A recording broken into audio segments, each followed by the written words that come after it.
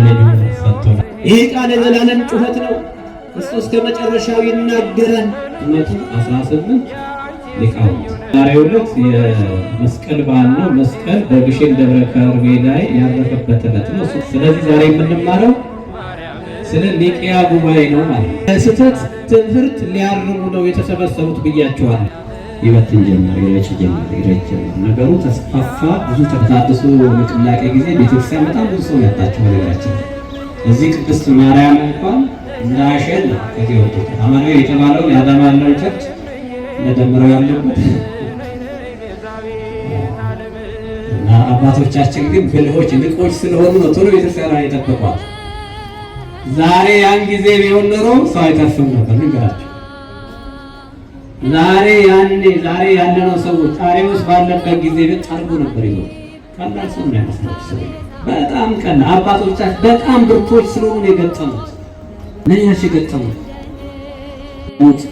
ዝግጅቱ ጥራቱ ምኑ በቃ እሳቸውም በቃ ወስዷቸዋል ማለት ነው። አስተዳደረ ምኒልክ ወደ አድዋ ያደረጉት ዘመቻ ይመሳሰልብኛል።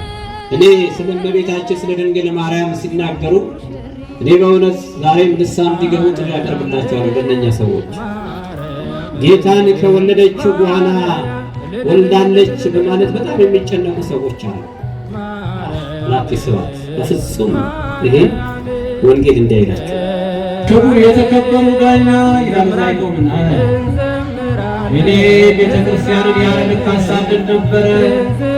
ከሊቃነ ካህናት ደብዳቤ ተቀብዬ ወደ ደማስቆ ሲሄድ ደማስቆ ላይ እውነቴን ልንገራችሁ እግዚአብሔር ሳያደርግልን ቀርቶ ሌላ የተሻለ የሚያደርግልን እግዚአብሔር ለእኔና ለእናንተ የሚያደርገው ነገር በመስቀል ላይ ጌታ በፍቅር በትህትና ሲታዘዛት እሷም ስታገለግል ይህን የሕይወት መጠጥ የሕይወት መብል የሕይወት ራስ የሆነው የሕይወት ራስ ኢየሱስ ክርስቶስ የሕይወት ራስ ነው ስትረዱ በእውነት ላይ ጥቂት ሐሰት ሊቀይጡ የተነሱ ካለ እንዳትል የቤተ ክርስቲያን ሲኖዶስ አንድ መከላከያ ሕገ መንግሥት የመጠበቅ ግዴታ የመጀመሪያው በሃይማኖት ስንኖር ይሄ ሲኖዶስ ይሄ ሊቃውንት ፋይናንስ እንዲሰራ ያደረጉ እንዳሰለችው ሰፋ አድርገን ዛሬ ብዙ ጊዜ ያው ዲና ያስተምሩት ዲናሪ ነው መሰጥቷል። እቺ ቤተ ክርስቲያን እንዴት እንዳጸኗት እንዴት እንዳቆሟት እዚህ እንዳደረሷት ጀግኖች አርበኞች ወወልድ ወመንፈስ ቅዱስ አሃዱ አምላክ አሜን።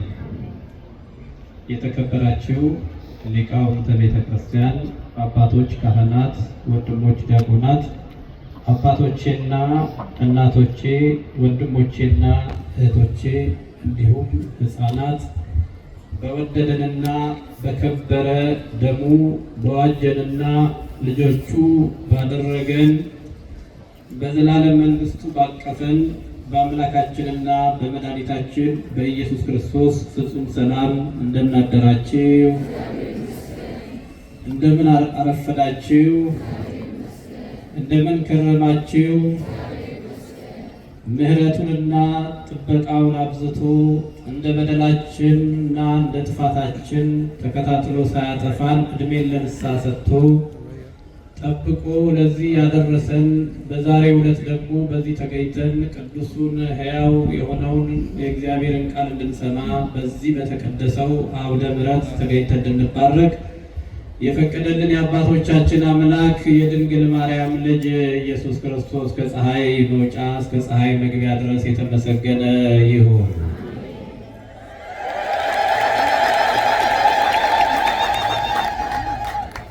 እግዚአብሔር ያረዳው እዚህ ውስጥ አለ እንዴ?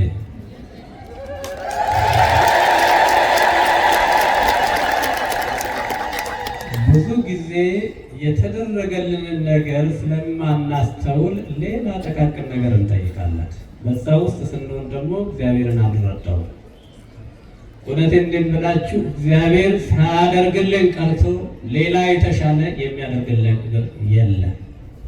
እግዚአብሔር ለእኔና ለእናንተ የሚያደርገውን ነገር በመስቀል ላይ ፈጽሟል። እግዚአብሔር ከልጁ በላይ ለእኔና ለእናንተ ሌላ የሚሰጠው ስጦታ የለምና አንድ ልጁን ሰጥቶናል። ሌላ ትጠብቃላችሁ? ሌላ ትጠብቃላችሁ? አንድያ ልጁን እስኪሰጥ ድረስ አለ። የዮሐንስ ወንጌል ምዕራፍ 3 ቁጥር 16 ላይ በእርሱ የሚያምን ሁሉ የዘላለም ሕይወት እንዲኖረው እንጂ እንዳይጠፋ እግዚአብሔር አንድያ ልጁን እስኪሰጥ ድረስ ዓለሙን እንዲሁ ወዷል አለ። እግዚአብሔር እንዲሁን የወደደ እንዲሁ ጠላቶቹ ሆነን ሳለን በልጁ ሞት ከእግዚአብሔር ጋር ታረቅን ይላል። አያችሁ፣ እግዚአብሔር ልጁን በመስጠት ራሱ የእርቁን ደም በማዘጋጀት በልጁ ደም በልጁ ሞት የታረቀን የምህረት አባት ነው። ከስጦታ በላይ ሁሉ ሰጥቶናል። ይሄው ትላንትና የቁጣ ልጆች የነበርነው ዛሬ የምህረት ልጆች የይቅርታ ልጆች አድርጎናል። ክብርና ምስጋና ይድረሰው።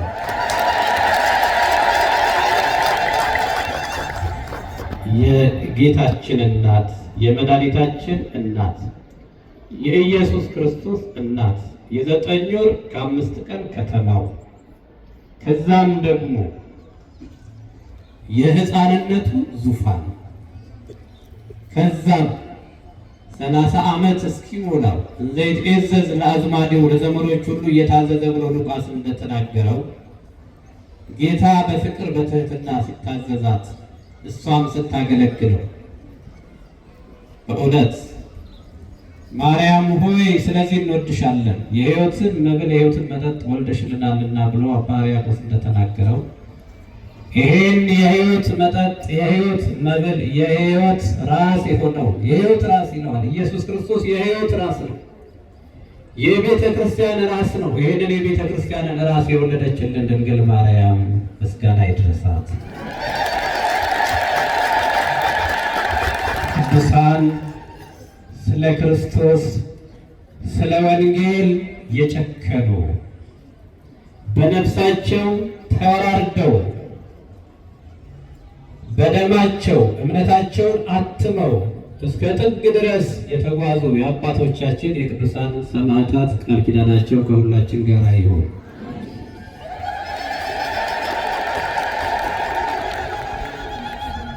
እንዳሰለችው ሰፋ አድርገን ነው ዛሬ የምንማረው። ብዙ ጊዜ ያው ወንጌል አያስተምሩም ትሉ የለ እናስተምራለን። ስለዚህ ሌላውን እናሳጥረዋለን ማለት ነው። እሺ ጥላ መዘርጋቱ ሌላውንም እናሳጥራለን። የትኛው እናርዝመው? የቱ ይሻላል? ጥላው ይዘርጋ? እግዚአብሔር ከኛ ጋር ይሁን። ደግሞ አይሰለቻችሁም። በጣም ደስ የሚል አባቶቻችን ታሪክ የፈጸሙት ተጋድሎ ገድል ይህችን ቤተክርስቲያን እንዴት እንዳጸኗት እንዴት እንዳቆሟት እዚህ እንዳደረሷት ጀግኖች አርበኞች እነኛ ፍጹማን ክርስቶስን መስለው የኖሩ የአባቶቻችን የሕይወት ታሪክን በዚህ የምናይበት ስለሆነ በረከታቸው ይደርብን። ለትምህርታችን መነሻ የሚሆነን ዛሬ ሁሉንም አቅፎ የሚይዝልን አንድ የመረጥኩት ርዕስ አለ። የማቴዎስ ወንጌል ምዕራፍ 13 ቁጥር 25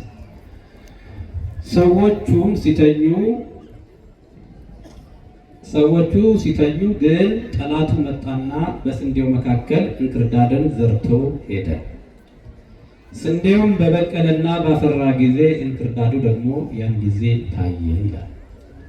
ጌታ የዘሩን ምሳሌ ባስተማረበት በማቴዎስ ወንጌል በአብዛኛው በምሳሌ የተሰጠ ትምህርት ነው። ማቴዎስ 13 ላይ አንዱ በምሳሌ ያስተማረው የዘሩን የስንዴውና የእንክርዳዱ ምሳሌ ነው። ሰውየው ስንዴውን ዘርቶ ከሄደ በኋላ ሰዎቹ ተኙ። ከዛ በኋላ ጠላት መጣና በስንዴው መካከል ምን አደረገ? እንክርዳዱን ምን አደረገ?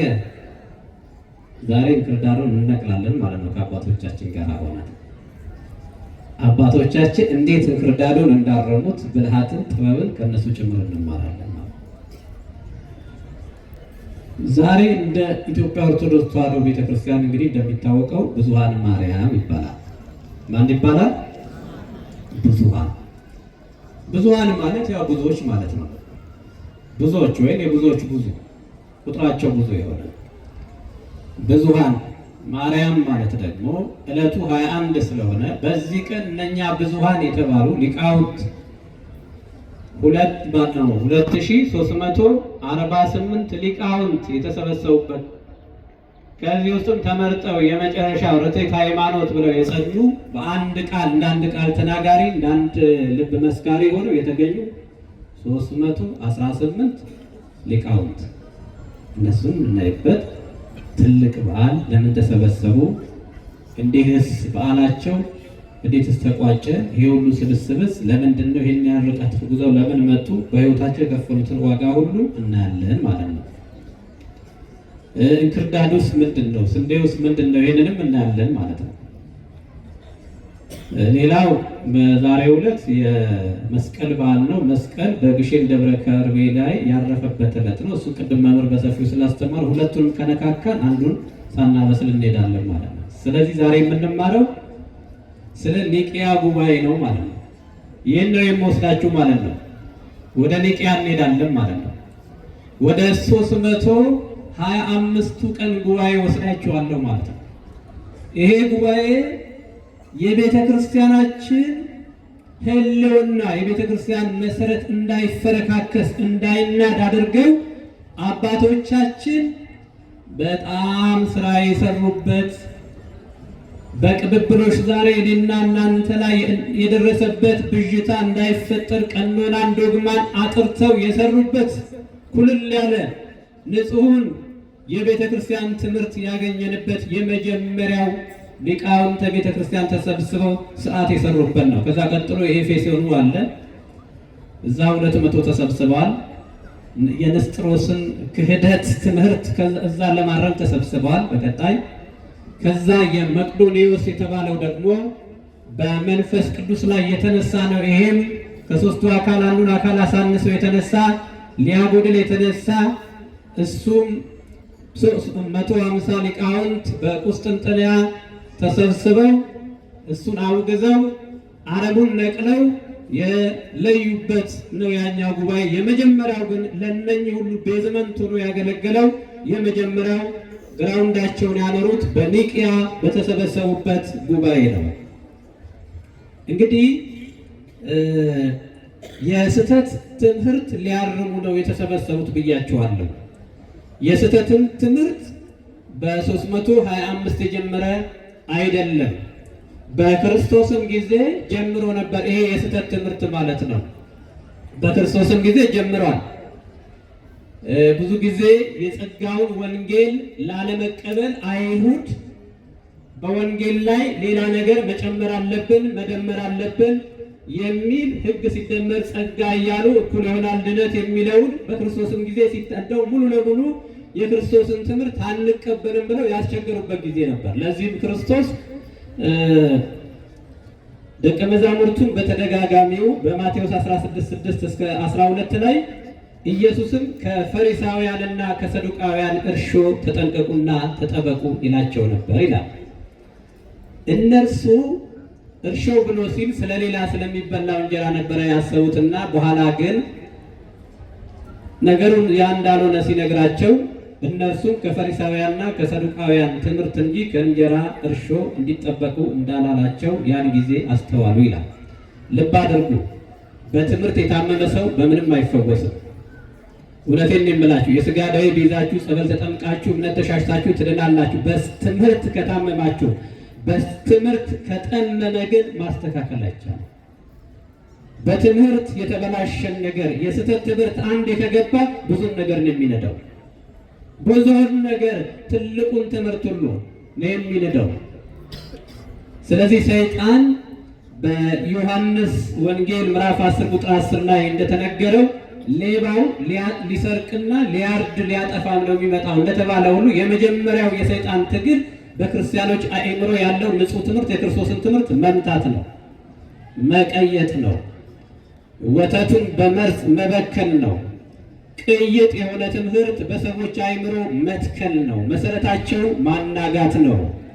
ኩልል ያለውን ውሃ ማደፍረስ ነው። ወንጌል ማለት ኩልል ያለ ንጹሕ ማንም ሊቀንሰው ሊጨምረው ሊደምርበት ሊቀንሰው የማይችል ሕያው ቃል የነገርኳችሁ ቃል ሕያው ነው መንፈስም ነው አለ ጌታ ማለት ነው።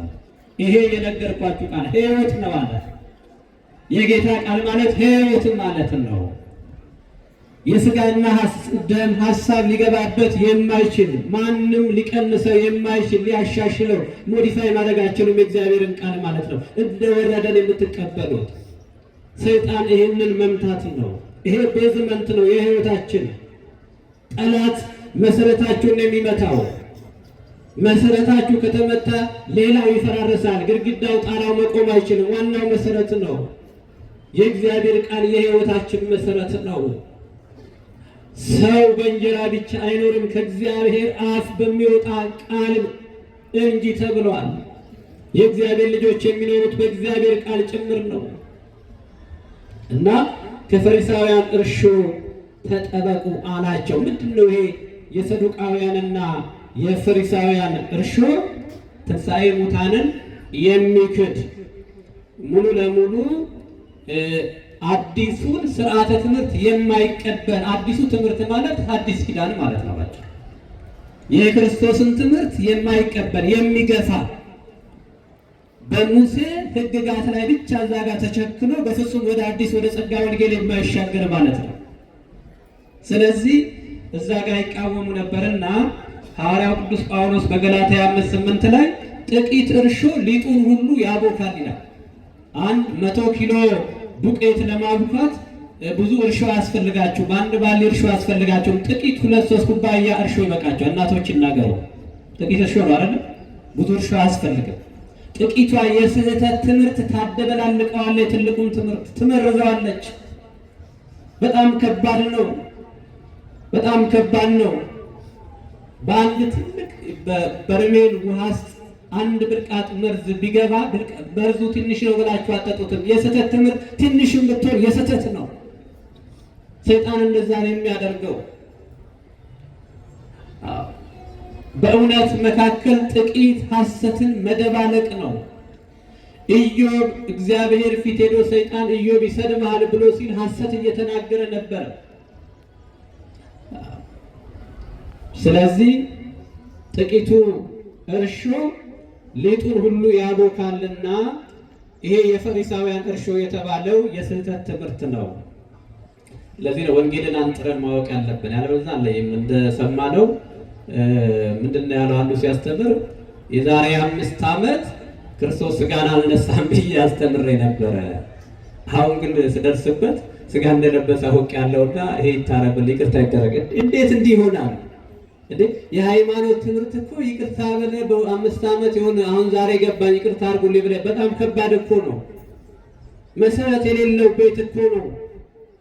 ስለዚህ መሰረት በሌለው ላይ ነው የምትገነባው ማለት። ለዚህ ነው የኢትዮጵያ ኦርቶዶክስ ተዋሕዶ ቤተክርስቲያን በምስጢረ ሥላሴዋ በምስጢረ ሥጋዌዋ በአዕማደ ምስጢር በምንም የሚተካከላት የሚደርስባት የለም። ሌሎችም ቢሆኑ ከዚች ነው ጨለፍ እያደረጉ ይናገራሉ እነሱ ማለት ነው።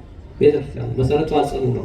የ318ቱ ሊቃውንት መሰረት ነው ማለት ነው እና በክርስቶስም ጊዜ ብቅ ብቅ ያሉ የስህተት ትምህርቶች ወደኋላ የሚገትቱ የክርስቶስን ደቀ መዛሙርት ወደኋላ የሚስቡ የስህተት ትምህርትን የሚቀይጡ ነበሩ ማለት ነው። ከነኚህ ነው ተጠበቁ ያለው። ከፈሪሳውያን አስተምሮ ተጠበቁ፣ ያስተማርኳችሁን ለበውክሙኑ አስተዋላችሁን ይላቸው ነበር። በትምህርቱ እንዲጸኑ ማለት ነው። በሐዋርያው ቅዱስ ጳውሎስ ጊዜ ደግሞ እጅግ የስህተት ትምህርት እየበዛ የመጣበት ጊዜ ነበር። በገላትያ ላይ ትልቁ ሲናገር የነበረው ገላትያ 1 ጀምራችሁ ስታነቡ ብዙ ዳሽን የፈሉ የስህተት ትምህርቶች ነበሩ። በዋናነት ግን ቅድም እንዳልኳችሁ የጸጋ ወንጌል ክርስቶስ በከፈለው ዋጋ ለሰዎች ምሕረት ያደረገውን የማይቀበልና ነው ብሎ ይሄንን የሚያክፋፋ የሚረግጥ ማለት ነው። የእግዚአብሔርን ልጅ ደም የሚረግጥ እግዚአብሔር የሰጠውን የምሕረት የዘላለም ሕይወት መንገድ የሚዘጋ በእሺ ያሉና እንደ ወንጌልንም ብንቀበል እንኳን ትንሽ ነገር መደመር አለብን። መዋጮው እሷ ምንድነች? መገረዝ አለባችሁ የምትል ሕግ ነገር ጨመሩ ይላል። እዚህ ጋር ቅዱስ ጳውሎስ የሚለው እናያለን። በክርስቶስ ጸጋ እናንተን ከጠራችሁ ከእርሱ ወደ ልዩ ወንጌል ይለዋል። ይህ የስህተት ትምህርት ልዩ ወንጌል የሚባለው ልዩ ወንጌል ይባላል። የተለየ ከሰማነው እውነት ውጪ የሆነ ወንጌል የሚመስል ግን ወንጌል ያልሆነ ግን ወንጌል ይመስላል፣ ወርቅ የሚመስል ግን ወርቅ ያልሆነ የሚያሳስት ማለት ነው። ወንጌል ያልሆነ የስህተት ወንጌል አላቸው። ልዩ ወንጌል እንዲፈጥናችሁ እንዴት እንዳለፋችሁ እደነቃለሁ። እርሱ ግን ሌላ ወንጌል አይደለም። የሚያናውጧችሁ የክርስቶስን ወንጌል ሊያጣምሙ የሚወዱ አንዳንዶች አሉ አለ። ወንጌሉን ሊያጣምሙ ቀጥልና ምን አለ? ይሄን ነገር በእርግማን የዘጋው እኛ ከሰበክንላችሁ አለ። ነገር ግን እኛ ብንሆን ወይም ከሰማይ መልአክ ከሰበክንላችሁ ወንጌል የሚለይ ወንጌል ቢሰብክላችሁ የተረገመ ይሆናል። ለዚህ ነው አባቶቻችን ቆርጠው የስህተት ትምህርት የዘራውን ከጉባኤ ትምህርቱን ከትምህርት ቆርጠው ነጥለው የጣሉት። ለዚህ ነው ድርድር አያስፈልግም በዚህ ላይ ማለት ነው። እውነቴን የምላችሁ ሲገባችሁ ስትረዱ በእውነት ላይ ጥቂት ሐሰት ሊቀይጡ የተነሱ ካለ እንዳትተኙ። የቤተ ክርስቲያኗ ሲኖዶስ ትልቁ ስራው ይሄ ነው። አንድ መከላከያ ህገ መንግስቱን የመጠበቅ ግዴታው የመጀመሪያው ማለት ነው። ህገ መንግስቱ ፈረሰ ማለት ሀገር ትፈርሳለች። የመከላከያ የመጀመሪያ የሚጠብቃቸው ወሳኝ የሆኑ በጣም በንስራይን የሚጠብቃቸው ከህገ መንግስቱ ብለን ስንል ወሳኝ የሆኑ ነገሮች አሉ። እነኛ ለሀገሪቷ ዛሬ ወተን ለመግባታችን በሰላም ወተን ለመግባታችን ወሳኙ እነኛን ጠላት ሲመጣ የሚይዛቸው ነገሮች አሉ። ቁልፍ የሆኑ ቦታዎች በሃይማኖት ስንኖር ይሄ ሲኖዶሱ ይሄ ሊቃውንት ጉባኤ እንደ መከላከያ ማለት ሌላ አይደለም። ፋይናንስ እንዲሰራ ነው ቁጭ ብሎ ያንን የዓመቱን በጀት እንዲሰራ ስንት ገባ ስንት ወጣ አይደለም። የሃይማኖትን ጉዳይ ጠንቅቆ እያንዳንዷን አሁን ለምሳሌ በሚነሱ በመጽሐፍት ላይ እንኳን ዝም ብሎ አይታለፈም። ትክክል ነው ትክክል አለ የተነሳው ጥያቄ ሰብስቦ መጽሐፍቱን ይመረምርና ስህተት ያለበትን ያርባል። አይ ድርቅ ብሎ ትክክለኛ አይደለም። እንደዚህ አይነት ግም ያለም አካሄድም አይደለም። በእግዚአብሔር ቃል ይመረምራል፣ ይፈትሻል። ከዛ በኋላ ንጹህ ወደ ጎተራ ይከታል፣ ሌላውን ደግሞ ያርማል ማለት ነው። ይሄ የሲኖዶስ ስራ ነው። ይሄ ሊቃውንት ጉባኤ ስራ ነው እንጂ የቲክቶከሩ ይሄ መንደርተኛው አምራሚጮው የሱ አይደለም። የሃይማኖት ሰው የሱ አይደለም። በጣም በጸሎት እኮ የሚሰራ ነው። በኋላ እነግራቸዋለሁ። እነኚህ ሊቃውንት ወደ ፍተሻ ወደ ምርመራው ሲገቡ የከፈሉት ዋጋ ማለት ነው። በጾም ጸሎት ተወስነው በሱባኤ ተወስነው እግዚአብሔርን ፊት ለፊት የማነጋገር ያህል ንጹሐን አባቶቻችን እንደ ንጹህ ስንዴ እንደ ንጹህ መገበሪያ የተበጠሩ በረከታቸው ይደርብን። የሃይማኖት ጉዳይ አባቶቻችን ይህን ነበር ዛሬ በእውነት እነኚህ አባቶች እግዚአብሔር ባይሰጠን እኮ መሰረት የለንም። ፈራርሰን ነበር እኮ ፈራርስ። ለዚህ ነው መሰረት የሌለው ስለሆነ ዛሬ ብዙ ድርጅቶች የእምነት ድርጅቶች የተፈጠሩት ማለት ነው። ብዙ ስንት ሺዎች ማለት ነው። አንዱ ካንዱ እየተፈለፈለ አንዱ ካንዱ እየተወለደ ሌላ የራሱን እየመሰረተ ይወጣል ማለት ነው። መሰረት ወሳኝ ነው እና ሐዋርያው ቅዱስ ጳውሎስ እኛ ብንሆን አለ ከሰበክነው ወንጌል ምክንያቱም መተው እሱ ሰብኮ ንጹህ ወንጌል ነግሯቸው ከሄደ በኋላ አይሁድ አንዳንዶቹ ሾልከው ይገቡና ቅዱስ ጳውሎስ ምንድነው ያስተማራችሁ? እንዲህ የክርስቶስ ወንጌል ነው። አዎ ጥሩ ነው፣ ግን እኮ አንድ ይቀራችኋል። ከሙሴም መገረዝን መደመር አለባቸው። አያችሁ መደመር። ስለዚህ ወንጌል ሲደመር ግርዛት ማለት ብትገረዙ ባትገረዙ አይጠቅማችሁም ማለት። ግርዛት አሁን በብሉይ ኪዳን የነበረ ነው አይደል እንዴ? እሱ አሁን ምልክት ያ ምልክት ዛሬ በጥምቀት ተቀይሯል አይደል? ስለዚህ ያንን መቀየጥ ማለት ነው። ይሄ ደግሞ ክርስቶስ የከፈለውን ዋጋ ማሳነስ ማስረሳት ያንን እውነተኛ ትምህርት ኦሪጂናሊነቱን እንዲለቅ ማድረግ። ይሄ ደግሞ በጣም ከባድ ነው። ሴጣን እንዳልኳችሁ የተመረዘ ምግብ ማለት እስከ ሞት እኮ በቃ የተመረዘ ትምህርት ይገላችኋል። ብዙ ጊዜ ያጣድፋል የተመረዘ ምግብ አይደለም። ቶሎ ሕክምና ካላደረግን እስከ ሞት ሊያደርስ ይችላል። እንደዛ ነው። ወንጌል ምግብ ነው። ወንጌል ሲመረዝ ግን ከተመረዘ ግን አደገኛ ነው። ሕይወታችን ለሞት ይበቃል። ስለዚህ አርዮስን ነው ትልቁን ማዕድን የመረዘው ትውልድን ሊያጠፋ ማለት ነው። ከዚህ አባቶቻችን ሐኪሞቹ ነው የተገለጡት እና ሐዋርያው ቅዱስ ጳውሎስ እርግማን የዘጋው አባቶቻችን ውግዘትን እርግማን ብላችሁ ሰሩ። እርግማን ማለት በቃ መለየት ያንን የተረገመ ይሁን አለ እኮ በቃ ድርድር ማድረግ አልፈለገም። ጥቂትም ከዛ ሰው ጋር መቆየት አልፈለግም። እንዲህ አይነት የሚሰብከው ሰው የተረገመ ይሁን ይውጣ ከጉባኤው የተለየ ይሁን አለ። የስህተት ትምህርት የሚያስተምር ሰው ጥቂት እንኳን ባለ በማቴዎስ 10:16 ላይ እንግዲህ ብዙ የምናየው ነገር አለ። አባቶቻችን ይሄን በማድረጋቸው እንክርዳዱን ሲለዩ ብዙ የከፈሉት ዋጋ አለ። ብዙ ዋጋዎች ተከፍለዋል። የምናያቸው ይሆናል። ስራ ሲሰሩ የገጠማቸው ብርሃኑን ከጨለማ እንክርዳዱን ከስንዴው ሲለዩ እንዲቀላል ነገር እንዳይመስላችሁ።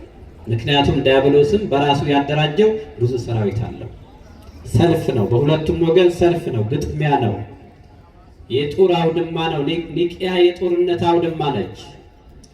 የሰይጣን ሰራዊትም አለ፣ ይዋጋል። በዛኛው በጣም ትጥቅ ያስፈልጋቸዋል፣ መንፈሳዊ ትጥቅ። በኤፌሶን 6:10 ላይ የተጠቀሰ የእግዚአብሔርን ዕቃ ጦር አንሱ ይላል።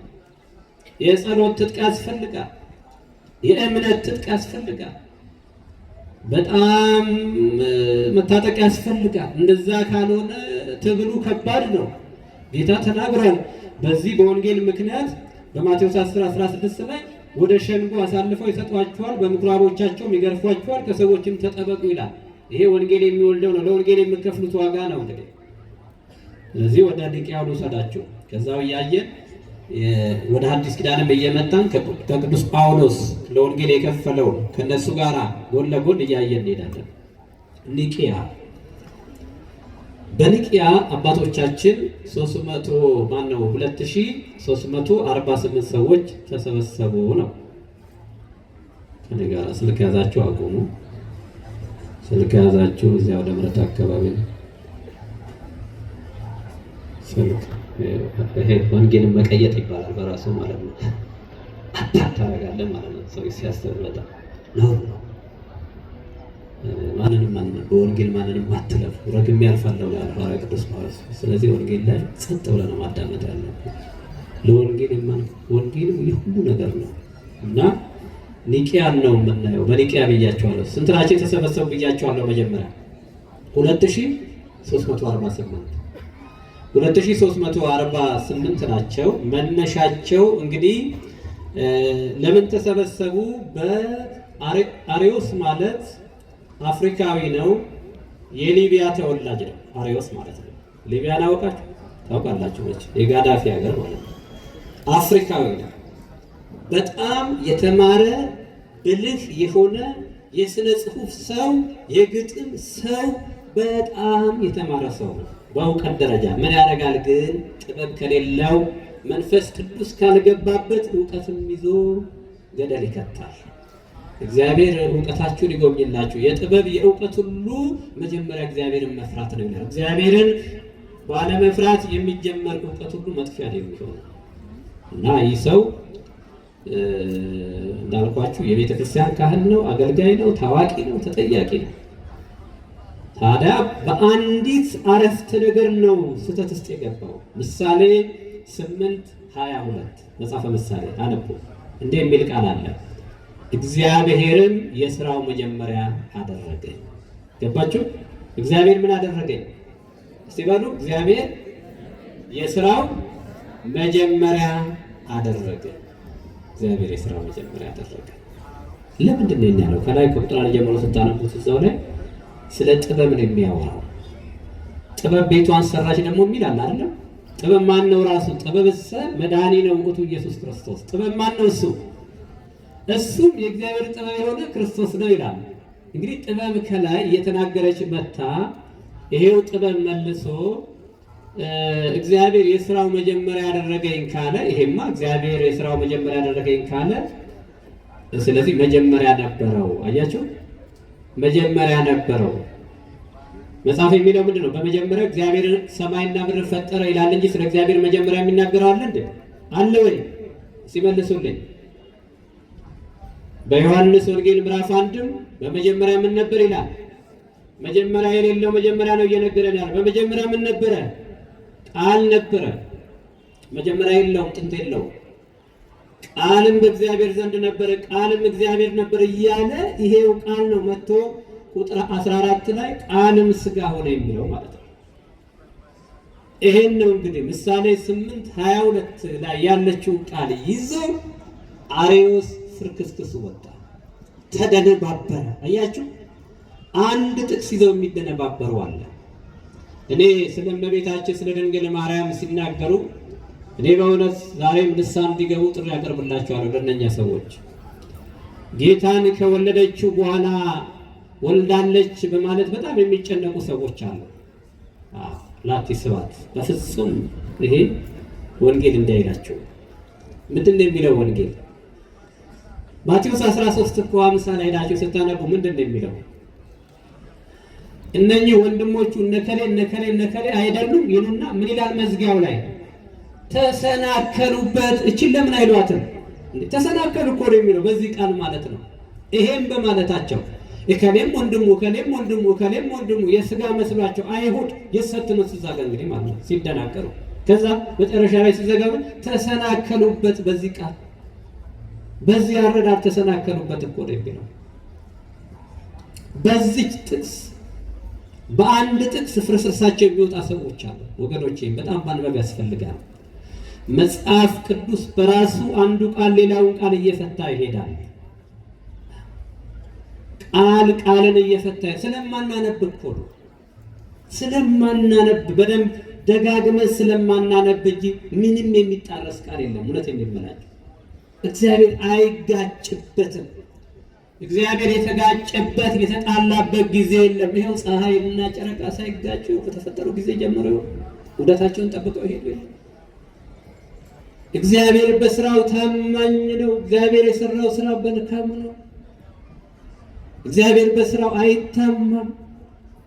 እግዚአብሔር አይሳሳትም። እግዚአብሔር እንዲያደርግ ያለ ቆይ ላሻሽለው አይልም። እግዚአብሔር ጨርሶ ነው የሚሰራው። እግዚአብሔር አንዴ ሲሰራ ዘላለምን ነው የሚሰራው። አንዴ ለይኩን ምድር ታብቅል አለ። ይሄ ቃል ዘላለም ሲሰራ ይኖራል። ብዙ ተባዙ የሚለው ቃል እንዲሁ ሲያበዛን ሲያባዛን ሲባርከን ይኖራል። ይሄ ቃል ማለት ነው። እግዚአብሔር አንዴ ተናገረ፣ ነገር ግን ዘላለምን ተናገረ። እግዚአብሔር በመስቀል ላይ ሆኖ ክርስቶስ አባቶ የሚያደርጉትን አያውቁምና ይቅር በላቸው አለ። አንዴ ተናገረ፣ ግን ዘላለምን ተናገረ። ይህ ቃል የዘላለም ጩኸት ነው። ለዘላለም ሲያስተጋባ ይኖራል። ለዘላለም ይቅር ሲል ይኖራል። ለዘላለም ሲምር ይኖራል። እግዚአብሔር አይደጋግምም። እሱ አንዴ ካለ አለ እግዚአብሔር አምላክ እሱ እስከ መጨረሻው ይናገራል። ይሄው ያኖረናል። አንዴ ለፀሐይም አንዴ መመሪያ ተሰጣት፣ ለጨረቃም አንዴ መመሪያ ተሰጣት። አለቀ። ፍጥረታት ሁሉ አንድ ጊዜ በተነገራቸው ይሄው ጊዜያቸው፣ ዑደታቸው፣ ወቅቶች ጊዜያቸውን ጠብቀው ይኖራሉ። እግዚአብሔር አይሳሳትም።